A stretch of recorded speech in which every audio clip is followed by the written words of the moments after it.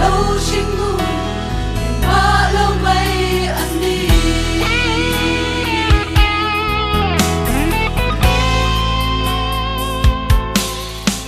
xin luôn là đi em nghe mùa lâu đi lên bằng ba môi thêm qua tất cả thầm xuôi ấm mây ya luôn tu re ngông lâu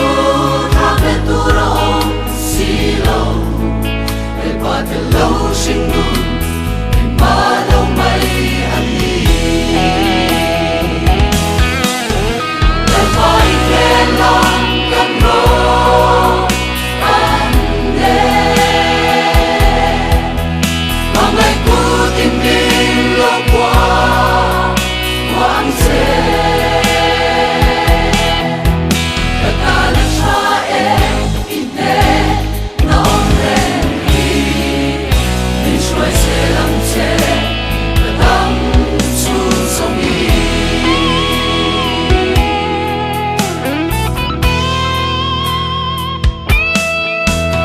Ghiền Mì Gõ để